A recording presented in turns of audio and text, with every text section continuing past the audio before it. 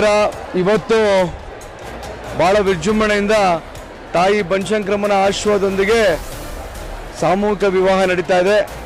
ಅದರಲ್ಲಿ ವಿಶೇಷವಾಗಿ ನಮ್ಮ ಬಸವರಾಜಣ್ಣನವರ ನೇತೃತ್ವದಲ್ಲಿ ಅಶೋಕಣ್ಣನವರ ಆಶೀರ್ವಾದದೊಂದಿಗೆ ಇಡೀ ಬಡ ಕುಟುಂಬಗಳಿಗೆಲ್ಲ ಒಳ್ಳೆಯದಾಗಬೇಕು.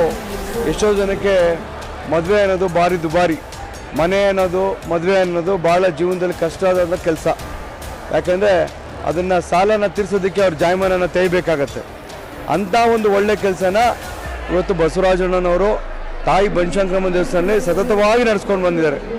ಹಾಗಾಗಿ ನಮ್ಮ ಎಲ್ಲ ವಧುವರರು ಮದುವೆ ಆಗಿರೋರಿಗೆ ಭಾಳ ಸುಖ ಶಾಂತಿ ನೆಮ್ಮದಿಯಿಂದ ಬನಶಂಕರಮ್ಮ ತಾಯಿನ ಆಶೀರ್ವಾದದೊಂದಿಗೆ ಬದುಕಲಿ ಅನ್ನೋ ಒಂದು ವಿಚಾರದೊಂದಿಗೆ, ಹಾಗೆಯೇ ಬಸವರಾಜಣ್ಣನವರು ಮತ್ತು ನಮ್ಮ BJP ಕಾರ್ಯಕರ್ತರು ಮತ್ತು ಮುಖಂಡರುಗಳೆಲ್ಲ ಒಳ್ಳೊಳ್ಳೆ ಕೆಲಸಗಳು ಮಾಡ್ಕೊಂಬರ್ತಾ ಇದ್ದಾರೆ. ಅವ್ರ ಏರಿಯಾದಲ್ಲೆಲ್ಲ ಮಾಡ್ಕೊಂಬರ್ತಾ ಇದ್ದಾರೆ. ಈಗ ಬರುವಂಥ ಮುಂಚಿನ ಚುನಾವಣೆಗಳಲ್ಲೂ ಕೂಡ ಭಾಳ ಯಶಸ್ವಿಯಾಗಿ BJP ಪ್ರದರ್ಶನ ಮಾಡುತ್ತೆ. ಆ ಚಾಮುಂಡೇಶ್ವರಿ ಆಶೀರ್ವಾದ ಇದೆ ಅಂತ ನಂಬಿದ್ದೀವಿ. ಎಲ್ಲ ಭಗವಂತನ ಆಶೀರ್ವಾದ ನಡೀತಾ ಇದೆ.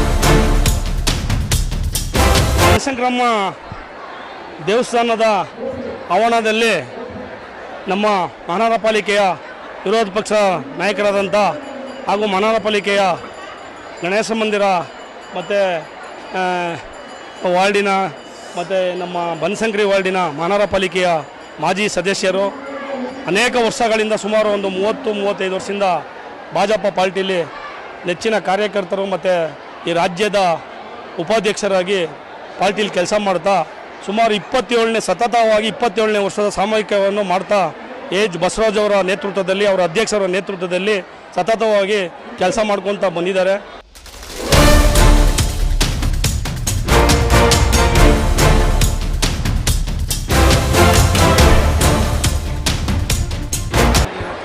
ಏನಿವತ್ತು ಬಸವರಾಜ್ ಅವರು ಸುಮಾರು ಒಂದು 25 ವರ್ಷದಿಂದ ನವಜೋಡಿಗಳದ್ದು ಇವತ್ತು ಕಾರ್ಯಕ್ರಮ ಸಾಮೂಹಿಕ ವಿವಾಹ ನಡೆಸ್ತಾನೆ ಬಂದಿದ್ದಾರೆ. ಇದು ಅವರಿಗೆ ಅವರು 4 ಜನ ಇದ್ದಾರೆ, 4 ಜನಕ್ಕೂ ಒಳ್ಳೆಯದಾಗಲಿ, ಇದೇ ರೀತಿ ಅವರು ಸಾಮೂಹಿಕ ವಿವಾಹಗಳನ್ನ ಮಾಡಲಿ ಅಂತ ನಾನು ಆಶಿಸ್ತೀನಿ. ಹೌದು, ಅಲ್ಲ ಇದು ಎಲ್ಲರಿಗೂ ಬರೋಲ್ಲ, ಇದು ಎಲ್ಲರೂ ಮಾಡೋಕ್ಕಾಯ್ತದ? ಯಾರೋ ಒಬ್ರು ಈ ಥರ ಮಾಡೋದು, ಅದು ಅವ್ರಿಗೆ ಒಳ್ಳೆಯದಾಗಲಿ. ಸರ್ ಅವರು ಇವಾಗ ಮದುವೆ ಆಗಿದ್ದಾರೆ, ಅವರೆಲ್ಲ ಸಾಮೂಹಿಕ ಮದುವೆ ಮಾಡಿದ್ದಾರೆ. ಅವರಿಬ್ಬರು ನವಜೋಡಿಗಳು ಕಾಲಪೂರ್ತಿ ಯಾವುದೂ ತೊಂದರೆ ಇಲ್ದಿರ ಬನಶಂಕರಮ್ಮನ ಆಶೀರ್ವಾದ ಸದಾ ಇರಲಿ, ಅವ್ರು ಒಳ್ಳೆಯದಾಗಲಿ. ಮುತ್ತಪ್ಪ ಅಂತ ಉಳುಮ ಕೋದಂಡರಾಮ ಸ್ವಾಮಿ ಧರ್ಮದರ್ಶಿ ಕಾರ್ಯದರ್ಶಿ ಜಾತ್ರೆ ಮಾಡಿಕೊಂಡು ಅಲ್ಲಿ ರಾಮರ ಸೇವೆಯಲ್ಲಿದ್ದೀವಿ. ಅದೇ ಇದು ನೋಡ್ಕೊಂಡು ಬಸವರಾಜ್ ಅವರು ಇವರು ರಾಮರ ಭಕ್ತರು ಅಂತೇಳಿ ನಾವು ವೇದಿಕೆಯಲ್ಲಿ ಸೇರಿಸ್ಕೊಂಡ್ರು. ಅವತ್ತಿಂದ ಎಲ್ಲ ಥರ ಸಹಾಯಗಳು ಮಾಡಿಸ್ಕೊಂಡು ಬರ್ತಾಯಿದ್ವಿ. ಮತ್ತು ಎಲ್ಲ ಒಬ್ಬರಿಂದ ಏನೂ ಮಾಡೋಕ್ಕಾಗಲ್ಲ, ನಿಮ್ಮಿಂದ ಹಿಡ್ಕೊಂಡು ಎಲ್ಲರೂ ಒಟ್ಟಾಗಿ ಮಾಡಿದ್ರೆ ಒಂದು ವಿವಾಹ ಆಗಲಿ, ಇನ್ನೊಂದಾಗಲಿ, ಮತ್ತೊಂದಾಗಲಿ ಇಲ್ಲಿ ನೆರವೇರೋದು. ಇವತ್ತಿಂದ ಎಷ್ಟು ಜನ ಎಲ್ಲಿಂದ ಬಂದು ಇಲ್ಲಿ ಇದು ಮಾಡಿದ್ದಾರೆ. ಒಂದು ಆಟೋ ಡ್ರೈವರು ಒಂದು ಮದುವೆ ಮಾಡಬೇಕಾದ್ರೆ ಅವ್ನ ಜೀವನ ಪೂರ್ತಿ ಸಾಲ ತೀರ್ಸೋಕ್ಕೆ ಸರೋಗ್ತೈತೆ.